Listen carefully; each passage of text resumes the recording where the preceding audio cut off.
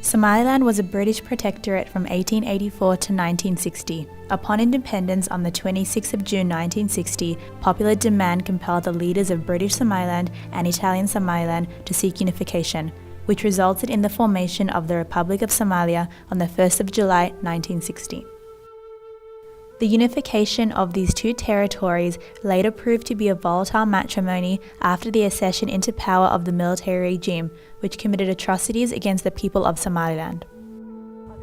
The widespread human rights violations committed by the military regime caused civil unrest, especially in the northern regions.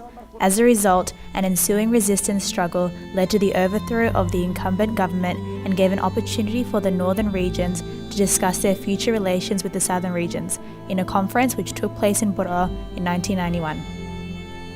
In early 1991, the inhabitants of the northwestern region of Somaliland declared that they were no longer a part of Somalia.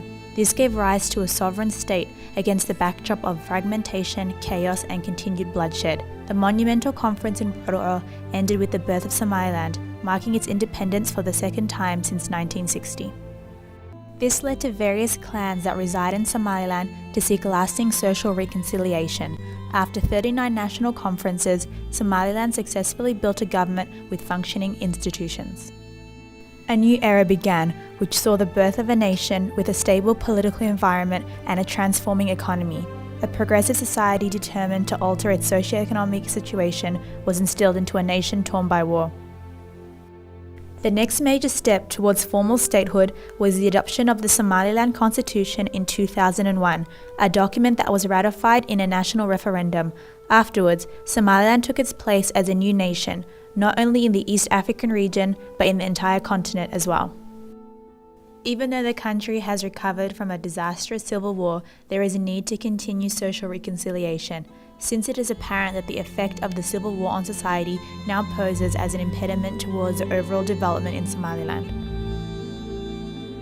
The Academy for Peace and Development, since its inception, has played a crucial role in mitigating conflicts within society in a bid to help achieve long-lasting social reconciliation in Somaliland. APD has conducted in-depth research during 2009 to 2012. During this period, many grey areas that need to be addressed in order to strengthen social reconciliation were identified, such as the need to draft and implement laws for institutions directly involved with security and conflict resolution. The main challenges to social reconciliation were presented in the National Programme meeting held by the Academy for Peace and Development in October of 2010 in the capital Hargeisa, which led to a drafting of a national police code. The Social Reconciliation Pillar of the Academy for Peace and Development, in collaboration with Interpeace, created a framework where society can play a key role in drafting the Somaliland Police Code, in order to have a well-formulated law that can be implemented and tabled before Parliament. The legislative and executive branches of government debated and passed the law, recognising the need for such legislation in Somaliland. This law clearly defines and regulates the roles and responsibilities of the police force, particularly in establishing an amicable relationship with the general public. In order to identify the challenges to social reconciliation, the Academy for Peace and Development went on a pillar mapping exercise across all the regions of Somaliland in the last months of 2013. This served as the beginning of the second phase of the Pillars of Peace program for the Social Reconciliation Pillar. The Academy for Peace and Development met with various segments of society by conducting focus group discussions and debates in order to identify key challenges that serve as obstacles to lasting social reconciliation in the nation. The mapping exercise carried out by the Academy for Peace and Development highlighted several major challenges to social reconciliation that warrant urgent intervention through direct engagement with specific groups in Somaliland. In the process of the extensive research carried out by the Social Reconciliation Pillar, the following challenges were recognized. Firstly, land conflict management issues such as unsolved land conflicts, enclosures and proliferation of new clan villages, and natural resource conflict management. Secondly, a lack of social cohesion as a result of unequal clan representation in government institutions and cross-fertilization. And thirdly, conflict resolution mechanisms such as customary deer payment and revenge killings. Land is the most important form of property that is owned by the state. Therefore, it is crucial that its management is in the hands of the democratically elected government, which should have laws and mechanisms in place to appropriate land in a legal and fair manner. The social ills that are not connected to politics, whether they may be in the regional governments or among politicians, but are usually connected to cultural affiliation, to the clan, and these are the causes of major issues that can lead to death and injuries.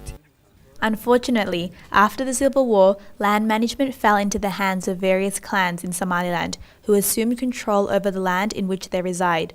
Meanwhile, villages, water wells and boreholes have been established throughout the regions of Somaliland, and this created competition between clans. Consequently, this has led to property owned by the public being sought to establish new territories. New settlements are one of the biggest issues in the country, especially the digging of water wells.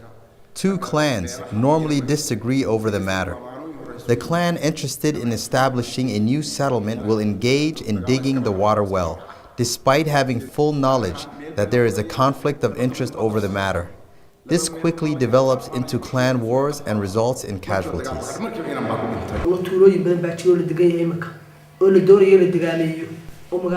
There are many villages which its people would like to develop into towns. A few examples are Dogoble, Shungid, Gorandala, and Galgal. Even Qaidar has become a settlement where people have resided and established water wells. What is happening today? Land that was historically shared is being distributed. Every man then saw it fit to enclose as much land as possible so that he could ensure a large portion is taken before others engage in enclosing the same land. The new settlements have even affected the grazing land that was previously enjoyed by livestock. In the absence of government which controls and manages its land effectively, every man began to do as he wishes and enclose large swaths of land. The serious challenge to maintaining Somaliland's peace and stability is the lack of land management systems. A land-based conflict has created historical mistrust within communities in most districts and regions in Somaliland.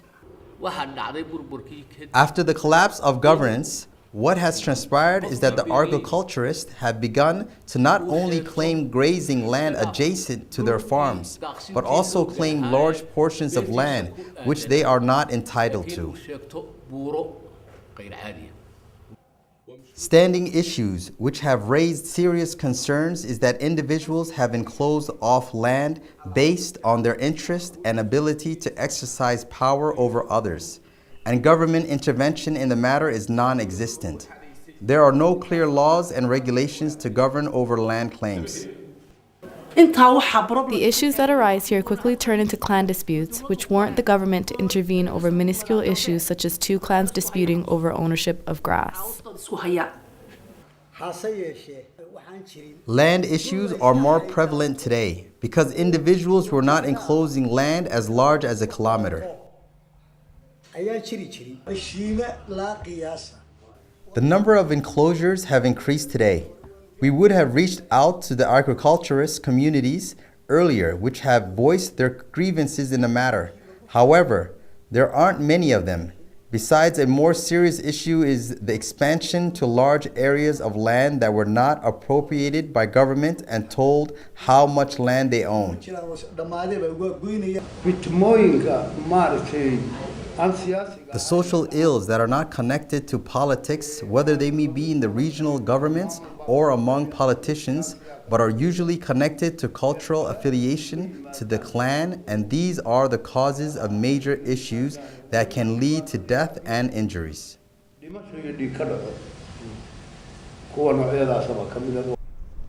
Extracted conflicts over land-based issues have caused a loss of lives and wealth, and until now, local conflict dispute mechanisms have not been able to mitigate the different interests of the communities. Unfortunately, government intervention hasn't been able to administer justice and arbitrate on the matter to achieve lasting peace between communities. Other than large areas of land which warrants immediate attention, such as Badale, a conflict which took place over land in Bur'o. Instead of mitigating a single incident of violence over land disputes, we need to find a lasting solution to these multifaceted problems.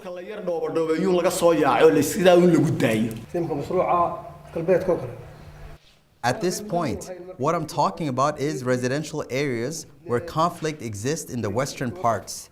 The apostol areas are owned by individuals and other areas remain government property and under government responsibility.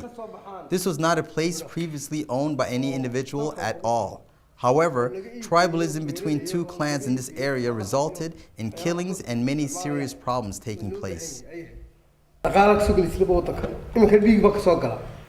Another key challenge to social reconciliation that was highlighted by communities in Somaliland were conflicts over natural resources and its appropriation and management. If petroleum is discovered, how are we going to be able to share and distribute it equally? How long are these districts and regions going to take to share these natural resources and spread them from one region to another?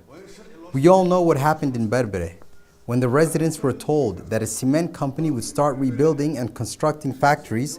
One of the two clans in the region objected and rejected the cement company's proposal to build.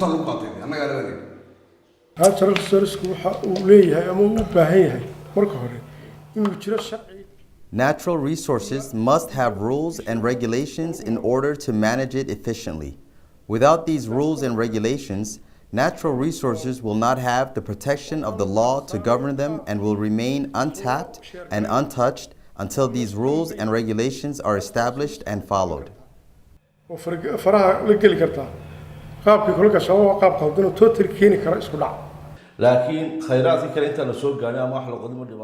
Before we get into other natural resources and the subject of oil exploration, we must first deal with the problems which intervene with the development of the country, such as charcoal that is being used irresponsibly and causes multifaceted dangers. Charcoal has become a commercial commodity and it will only get worse. Today the environment has been affected. Livestock is decreasing and rural populations are moving to urban centers. We need to have an internal discussion and solve these issues amicably. The people who are destroying the environment do this to earn an income to sustain themselves and their families. The government needs to create jobs for these individuals to discourage the health and environmental risk of charcoal. Charcoal traders have amassed significant wealth, which they invest on attaining weapons to arm local youth groups. On a weekly basis, they destroy more than 1,000 trees in this district, and this is a major issue in the entire region. Because of unemployment, men cut trees and sell charcoal to buy khat. I'm going to conclude by saying our livestock have decreased. They are sustained by trees and land. The trees are being depleted by charcoal production and plants, which in turn has transformed our land. If we don't protect the grazing land for our livestock from the prevalent dangers, our livestock can decrease. If we don't respect the land, our livestock cannot graze, and our rural communities will move to cities. Divisions were uncovered between communities in Somaliland based on tribalism. This factor has affected community support systems and all aspects of development within regions in the nation.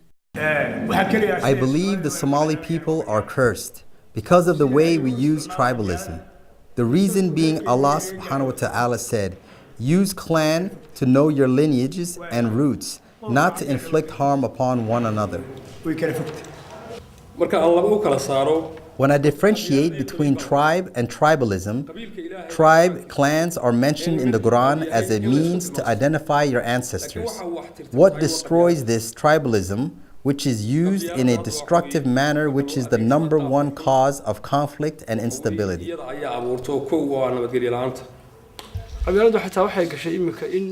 Tribalism has even reached the point where it has destroyed settlements in our district. Clans want to all settle separately in towns and villages. There is a Somali proverb which states, "A town settled by one clan does not become a city." Every clan has created their own town and do not want other clans to settle with them. A perfect example, which everyone is aware of, is how Bur'a is separated between east and west, and how every clan resides in Hargeisa and live in their own communities or neighborhoods. Tribalism has become second nature to us. Any man who says tribalism doesn't exist is mistaken, and we are made of tribalism. It starts with us, the clan chiefs. We force it upon the president, who institutionalizes it. If Habrachalo did not get Silanyo on the presidential chair, a conflict would occur. If we didn't topple Rial and get vice president, a conflict would occur. It is the people, and it all starts with the clan chiefs and government officials.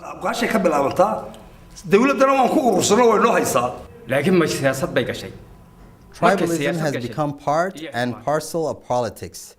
This is why it has gotten worse. Today, tribalism is in the market, in our households. It has worsened and reached peak heights.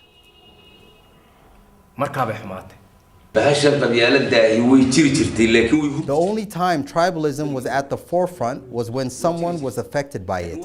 But nowadays, the issue is always there, not resting, not sleeping, but it is relentless, guarding everyone. There are people using tribalism for their own means, at the same time spreading it and using it as a tool to create problems and divide society.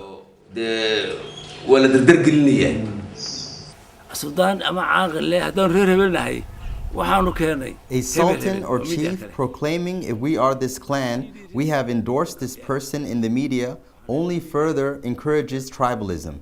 I feel as if the tribalism that exists when I was a youth is not the same as the one my son lives in, because he is more clannish than I am. When I was a schoolboy, the closest thing to tribalism that we displayed in class was to say, "This student is from Borome, and that student is from Hargeisa." But today, every boy and girl knows what clan the other student hails from, and that is because they were born and raised in tribalism.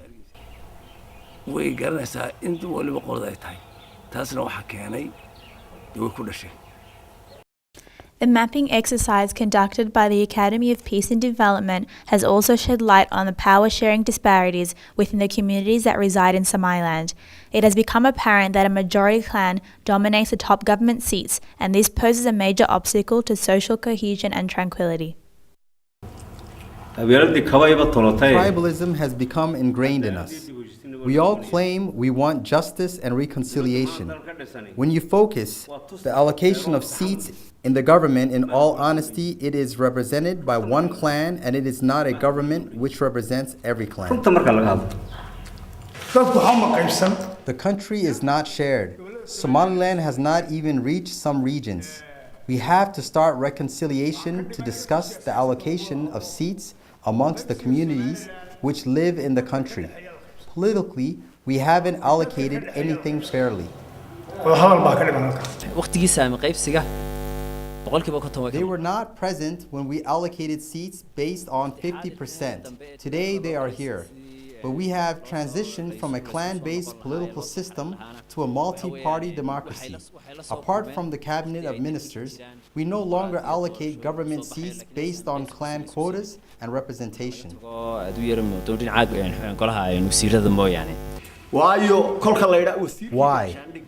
When the Minister of Defense is taken from you, you don't have the Minister of Finance, Minister of Interior, or Foreign Affairs. You don't have one of the generals of the security forces and also Speaker of Parliament or the House of Elders. We cannot ignore this problem. The issue is the political system the country is built upon. We are clans, and we have prematurely transitioned to a multi-party system without successfully completing the clan reconciliation process. We have adopted the political party system.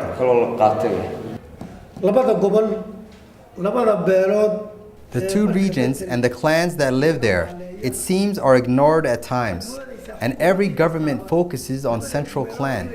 I would also like to add that becoming a part of Somaliland was not forced upon anyone.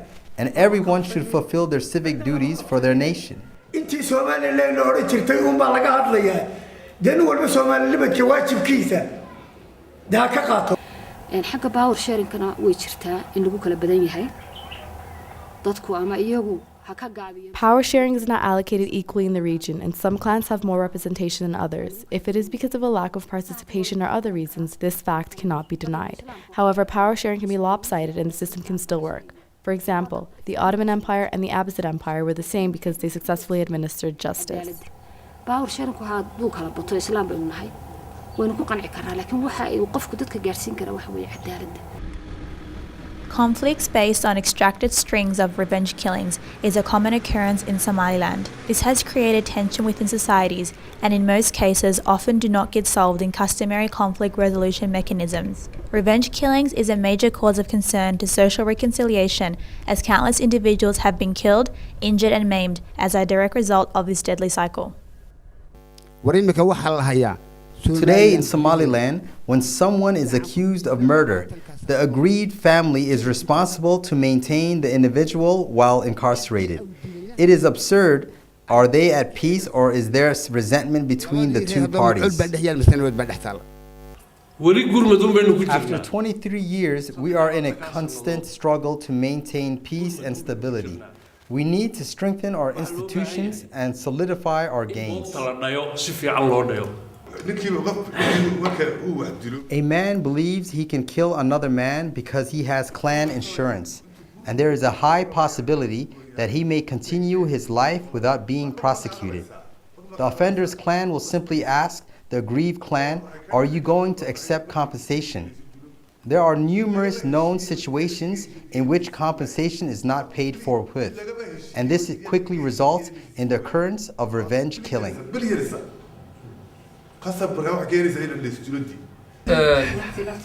My biggest concern is revenge killings and blood money process. There is an ongoing drought in the region.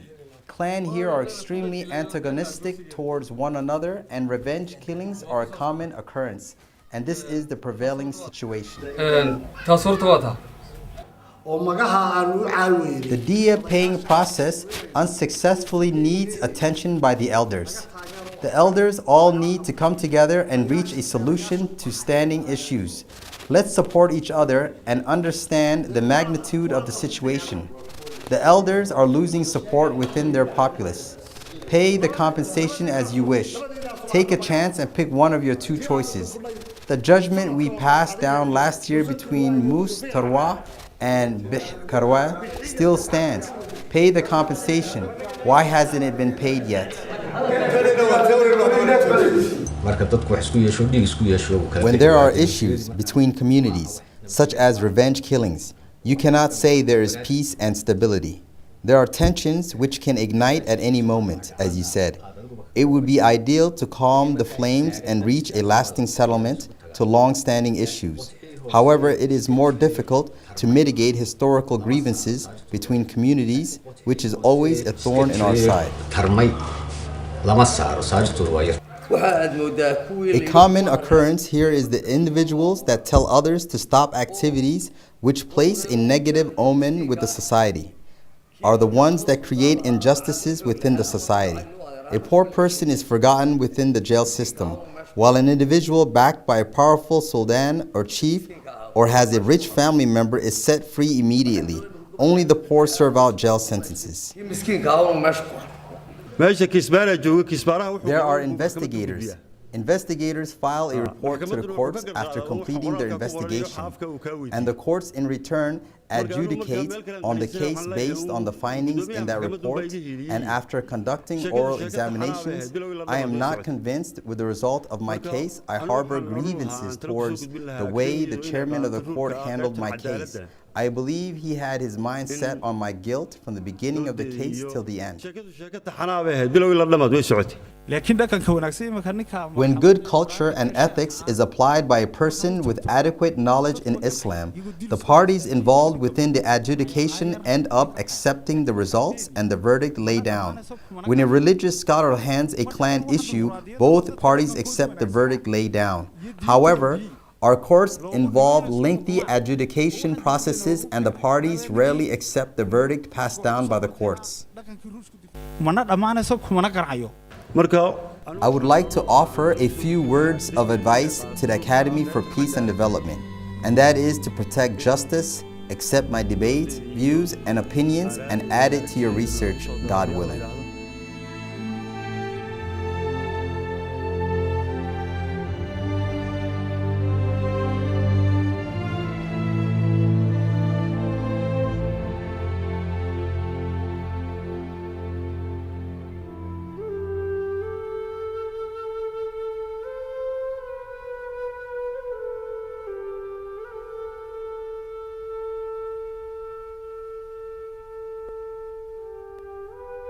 Thank you.